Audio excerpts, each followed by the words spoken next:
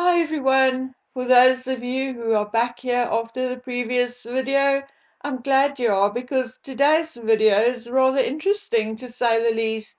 Okay, so in the last video we talked about the King's speech at COP28 in Dubai. Now I see that I'm not the only one who is not exactly happy or impressed with the King's speech or even the King being there at all. And I can list at least 10 royalists who feel the way I do. You see, it is not about liking or not liking the man. It is about his rightful place and his priorities as king. It is about the fact that he is not just risking himself, but risking the monarchy when he gets too involved with political issues. Because, face it, there is nothing as divisive as politics. Politics have split families and sunk many ships. And it has happened to Prince Charles, and it will happen to King Charles, as it is already evident how his mere presence at COP28 has split the room, and his words obviously split the room even further. So, does the king really want this? Does he really want to lose a portion of the support he has? Can he afford to risk losing a portion of his support purely because he insists on speaking on an international platform about a quasi political topic? Anyway, now that the first few seconds of the video is disposed of, let's get into the other pitfalls of COP summits. In my previous video, I spoke of the business module behind COP and behind the whole climate change agenda. Remember that? Well, now I'm going to quote or point out a few anomalies to you and explain it in the simplest of terms because believe me, I myself had to read, reread, dissect, talk it through before it started to make any sense.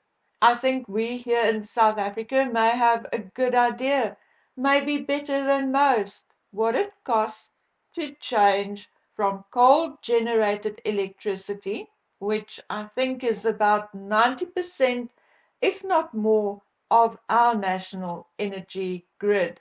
Anyway, to change from that to, say, solar, or even from gas to solar.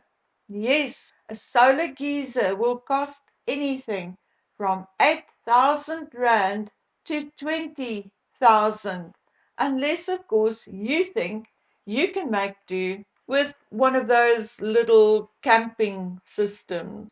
Well, there is a reason why those are applied to weekend leisure activities and definitely not to a household where more than one person needs to shower and dishes needs to be washed. A friend, for example, is running his entire household on solar, except for the stove, which is gas. But in order to do so, he had to install 40 solar panels. And then he still complains if we want to watch TV for more than an hour. But okay, his system also has to run a water pump as he does not want municipal piping to cross his land because here, if it does, you pay.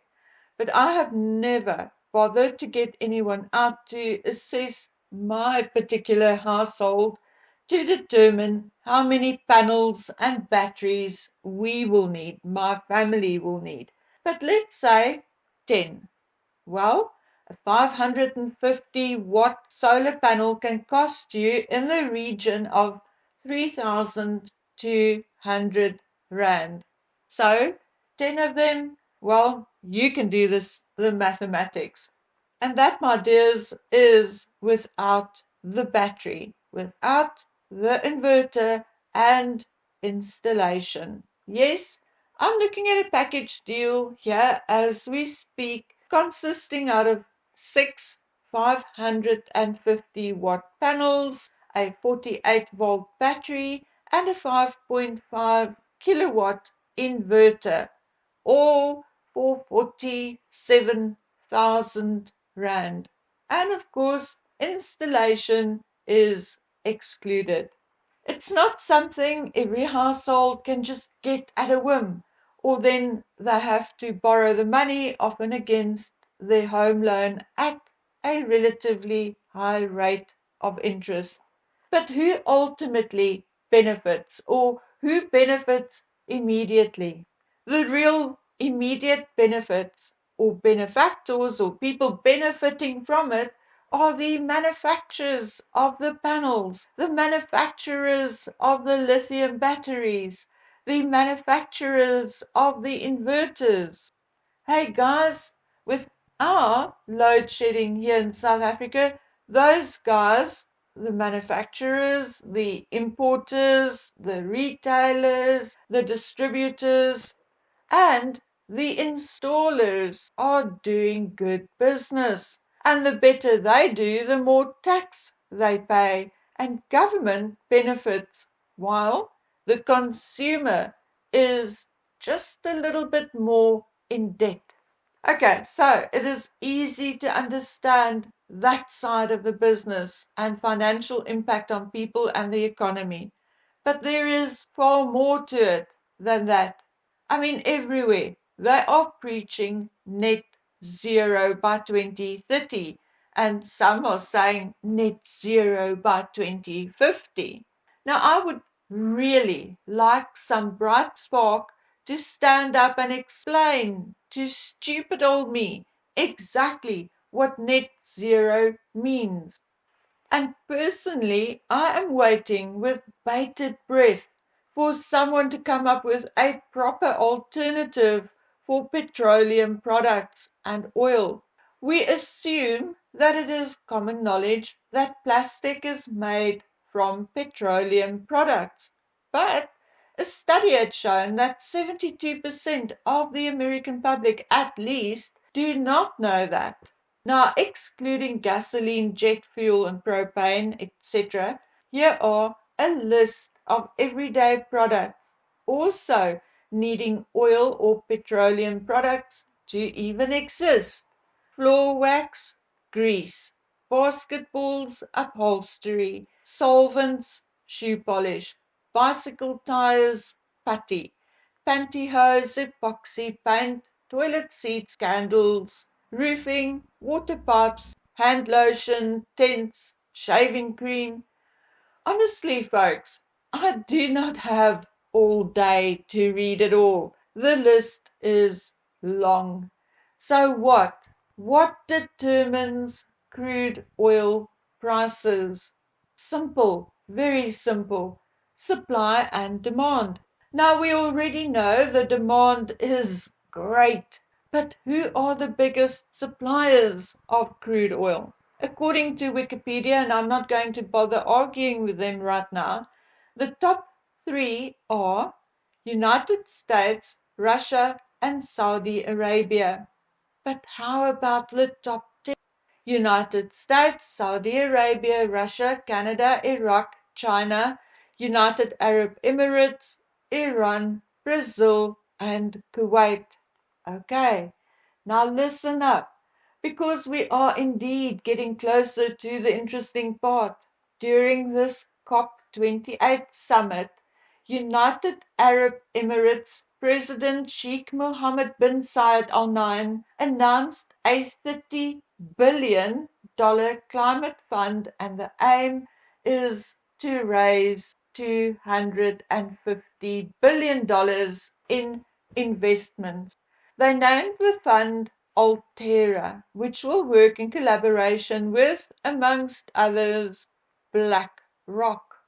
I'm not going to go through all the promises and allocations, as most of us are not interested in the details, including me, but I'm going to read you a short part of BlackRock CEO's statement when he talks about Altera. And he says, and had also committed $1 billion to invest in or co-invest alongside BlackRock's infrastructure equity business.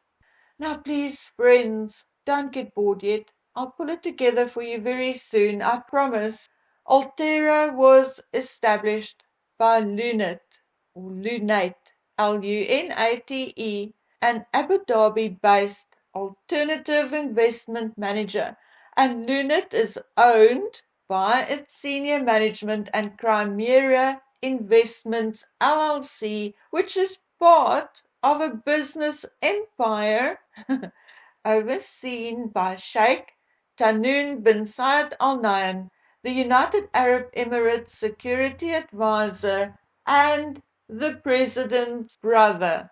At this point, I feel like bursting into hysterical laughter. Who of you know the story about the body parts arguing about who is the most important?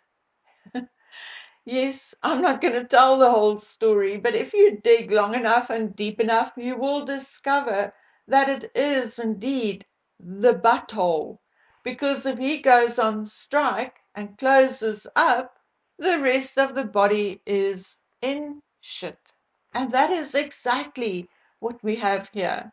Of course, all the oil-rich Arab states and their buddies like King Charles and Larry Fink, CEO of BlackRock, will ensure that the likes of the Nyan brothers have all avenues covered. If the use of oil and petroleum products drop by as little as 1 or 2%, the brothers will have their billions invested via BlackRock into so-called energy-efficient companies. Companies producing the very products which will put our household in debt, all in the name of climate change. Yes, the rich will get richer and the poor poorer, but who cares? Certainly not the elite. Certainly not the members and delegates of the United Nations COP and the likes of the World Economic Forum. Oh no, no, they are already in the pound seats with their investments secured by the likes of BlackRock and Vanguard and those guys. And if you do not believe me, then I am willing to bring you figures and statistics which will make your eyes water.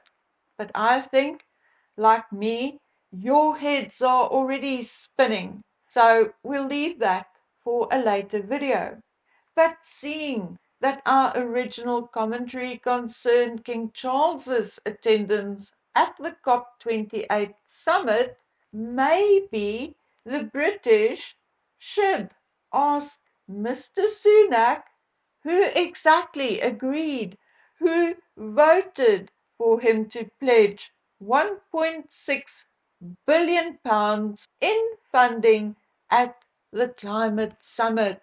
Maybe you should ask for more specifics on where that money will be going to. I mean, I'm just saying, here in South Africa, we have our own problems as we are back on stage 6 load shedding, and it feels like our power is off more than it is on. So the less we use, the less we pay. And the less we pay, the less chance Eskom or the government will have to fix things. So electric cars for South Africa? I don't think it will sell well. We have a few, but yeah, that's a topic for another day. Guys, I certainly do not have answers to any of this. All I can do is point out the links to you, and in doing so, I think I made it abundantly clear why it is my opinion that the king, as representative of the people, should take his hands off these matters and not attend these summits, because attending makes it look like he is elbows deep into the cookie jar. Of course, the king can continue to install water wheels, plant trees, dig up historic lawns, but for his own safety and that of the monarchy, he should step away from United Nations business. Okay, guys, now I'm going to take a deep breath. In my next video, we are finally going to talk about Harry and Meghan. So please don't give up on me. Hang in there. We're getting to the juicy bits. So until we meet again on the next video, please take good care of yourselves. Bye.